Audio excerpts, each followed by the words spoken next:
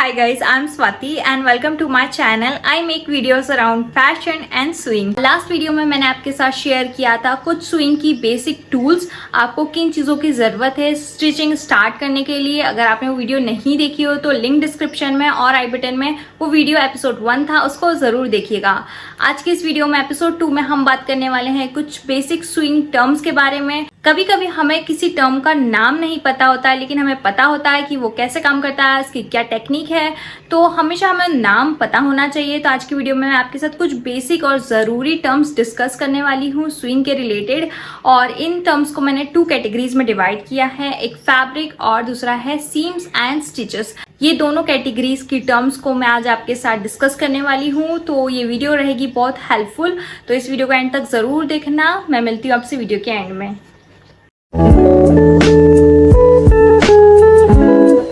Before going to understand terms, let's quickly understand fabric. There are 2 types of fabric, woven and knit. हाँ, बाकी के जो भी other fabrics हैं like rayon, silk, cotton, etc. all these fabrics are fall under these 2 categories, woven and knit. जो भी fabric है वो इसी तरीके से, इसी प्रोसेस से बनता है, या तो woven के तरीके से या knit fabric के तरीके से। तो woven होता क्या है? woven fabric बनता है weaving की प्रोसेस से, मतलब इसमें जो प्रोसेस होती है वो बुनाई होती है। क्रिस क्रॉस पैटर्न होता है हॉरिजॉन्टल और वर्टिकल वार्प और वेफ्ट का। इसके अलावा जो ये वीविंग की प्रोसेस होती है, ये पैटर्न होता है, इससे जो फैब्रिक बनता है ये काफ़ी अच्छा शेप ले सकता है, इससे काफ़ी अच्छा शेप बनता है फैब्रिक का, और ये स्ट्रेच नहीं करता है। Now let's talk about knit fabric. Knit fabric की प्रोसेस में एक ही थ्रेड होता है जो कंटिन्यूसली लूप बनाता है, up and down repetitive process रहती है। Because of looping technique fabric जो होता है उसमें काफ़ी अच्छा स्ट्रेच आता है। अगर आप फैब्रिक को एक कोने से काटेंगे भी ना तो इसमें से धागे नहीं निकलेंगे, क्योंकि ये एक ही थ्रेड से बना हुआ है। सेल्वेज, किसी भी वूवन फैब्रिक में अगर आप देखो तो जो साइड से एज होगा वो थोड़ा डिफरेंट टेक्सचर का होगा, डिफरेंट कलर का होगा या प्रिंट होगा, उस स्ट्रिप को हम सेल्वेज बोलते हैं। ये हमेशा फैब्रिक के दोनों तरफ होगा लेंथ वाइज में। सेल्वेज कई तरीके का होता है, ये कपड़े के टेक्सचर पर डिपेंड करता है किस तरीके का सेल्वेज होने वाला है।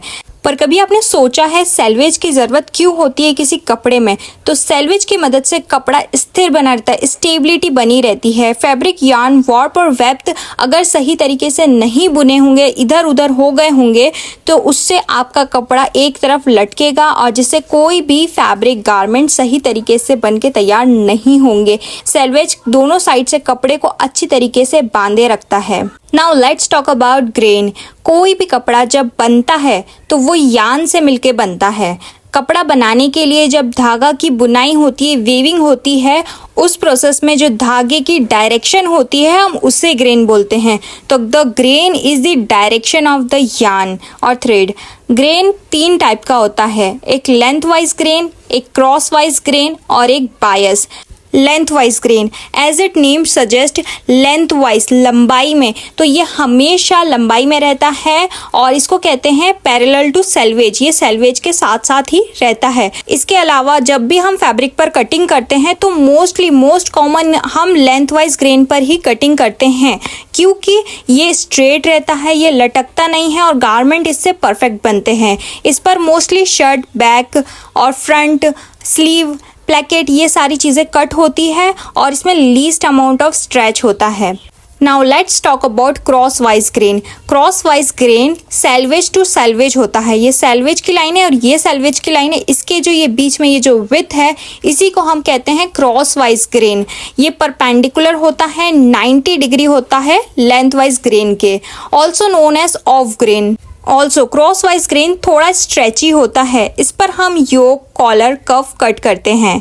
Now let's talk about bias. Bias length wise और क्रॉस वाइज का सेंटर है, ये डायगोनली कट होता है, इसे हम बायस बोलते हैं। और ट्रू बायस हम उसे बोलते हैं जो एग्जैक्ट 45 डिग्री पर कट होता है। जब भी आप कपड़े पर बायस कटिंग करेंगे ना तो आपको सबसे ज़्यादा स्ट्रेच देखने को मिलेगा, और अगर आप ट्रू बायस पर कट करते हैं तो और ज़्यादा आपको स्ट्रेच देखने को मिलेगा।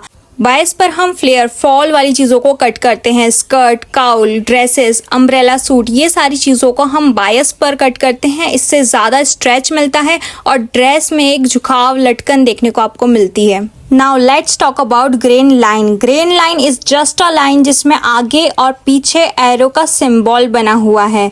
ग्रेन लाइन बहुत ज़्यादा ज़रूरी होती है। ग्रेन लाइन ये दर्शाती है कि फैब्रिक पर पैटर्न किस और रखकर कट हुआ है, लेंथ वाइज, क्रॉस वाइज या बायस पे। तो ये जो 3 लाइन्स है ये आपको बताएगी कि ये फैब्रिक इस दिशा में कट हुआ है। ये इसीलिए ज़रूरी है क्योंकि अगर सही डायरेक्शन में फैब्रिक कट नहीं हुआ तो उसमें फॉल हो जाएगा, फ्लो होगा, वो फिटिंग उसमें सही तरीके से नहीं आएगी। इसीलिए ग्रेन लाइन का होना बहुत ज़्यादा ज़रूरी है और आपको पता होना चाहिए ये कहाँ लगती है।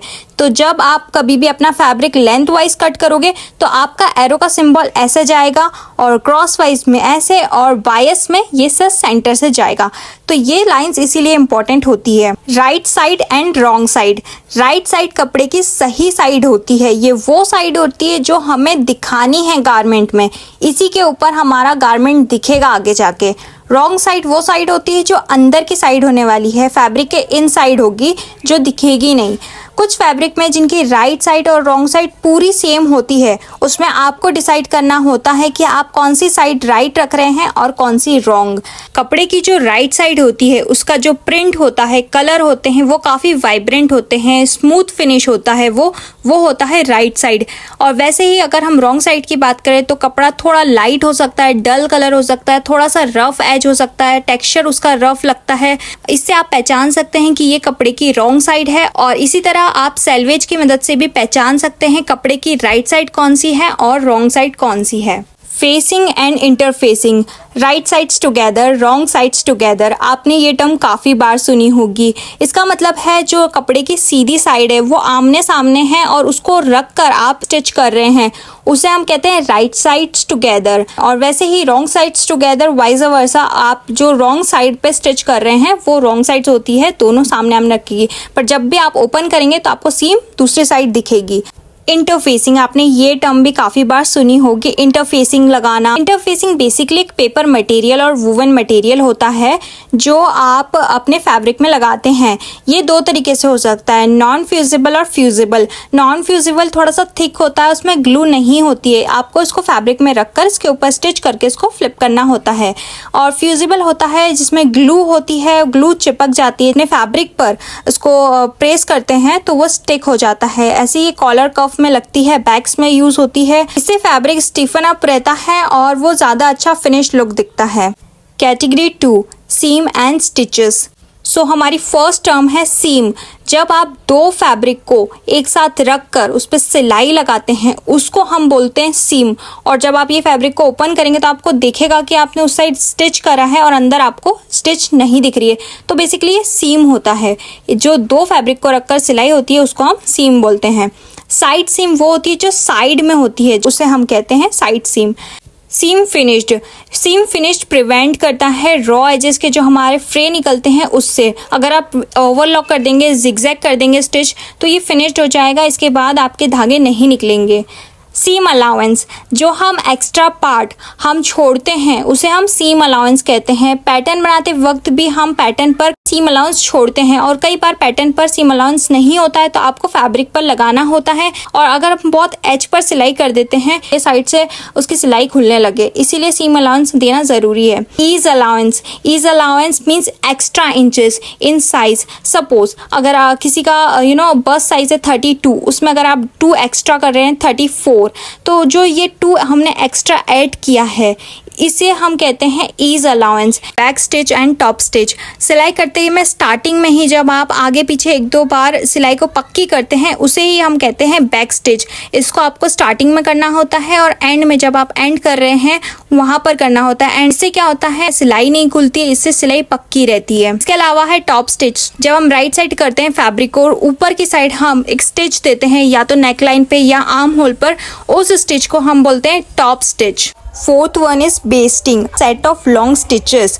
जब हमारी जो स्विंग मशीन है हम उसमें डायमीटर सेट करते हैं लेंथ का लॉन्गेस्ट पर, so that stitch is called basting. और बेस्टिंग हम टेम्पररी यूज़ के लिए करते हैं। टेम्पररी हमने सिलाई लगा दी है, फिर उसके बाद हम मेन सिलाई लगाते हैं। एंड मोस्ट ऑफन हम इसका यूज़ गैदर्स और रफल बनाने के लिए करते हैं। Fifth one is hem. Hem is the edge of the fabric that has been folded. जो हमारा नीचे का साइड होता है किसी भी फैब्रिक का, गारमेंट का, हम उसको फोल्ड करते हैं 2-3 बार एंड देन फिर हम उस पर स्टिच करते हैं, उसे हम कहते हैं हेमिंग और hem।